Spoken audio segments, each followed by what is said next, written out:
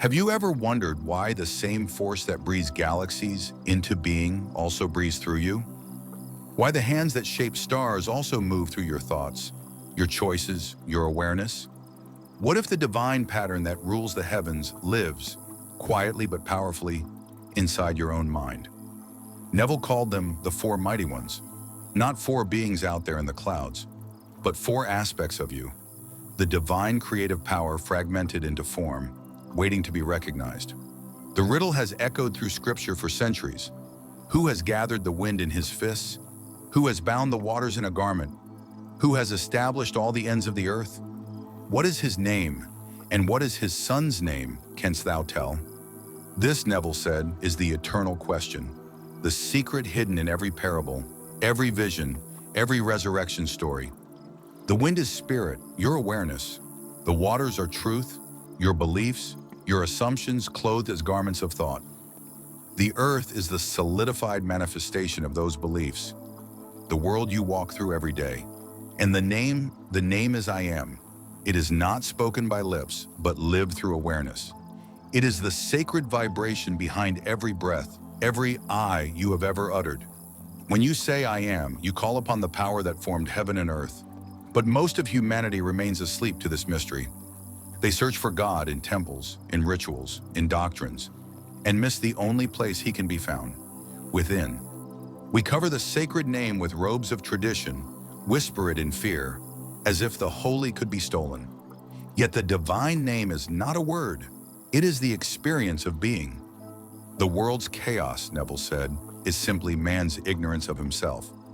Nations rage and war because they know not the name.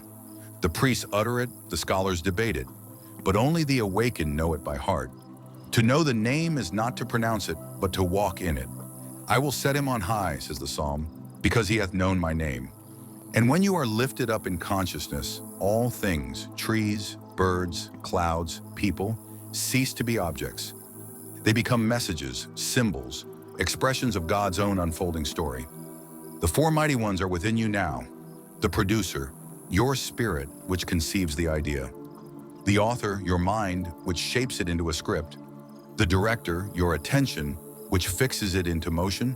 And the actor, your imagination, which lives it as reality. Every creation follows this pattern. First, the spark of awareness, I am. Then the image, I see. Then the assumption, I feel it true. And finally, the manifestation, it becomes flesh. When you understand this, you become the answer to the riddle. You no longer wonder who gathered the wind or who bound the waters, for you realize, I did. I am the hand that shapes the heavens. And yet here is the challenge. The world constantly tempts you to forget. It seduces you into thinking you are powerless, a victim of circumstance. You pray to an external God, never realizing that prayer is the soul's inner conversation with itself. The greatest tyranny in the world, Neville said, is belief in a secondary cause. To say, they did this to me, is to give away your scepter. But when you find the name, you take it back. The name is not Jehovah, not Jesus, not a word in any tongue. It is the silent knowing I am. And whatever you attach to that becomes your world. So assume it. Assume the feeling of the wish fulfilled. Walk as though you already are the being you desire to be. And like the nail in the sacred name, the valve that joins heaven and earth, you will bind the invisible to the visible. You will see your assumptions harden into fact. Do this, and you will understand what it means to be set on high, not crowned in the eyes of men, but lifted in consciousness, where every form glows with meaning and every moment whispers the divine secret. I am that I am. The world you behold is only yourself pushed out. Change your awareness, and the world will rearrange itself to mirror the new you. And one day you will awaken fully and say, I have found the name. And in that moment, heaven and earth will bow, not to a man, but to the God within man, restored to remembrance.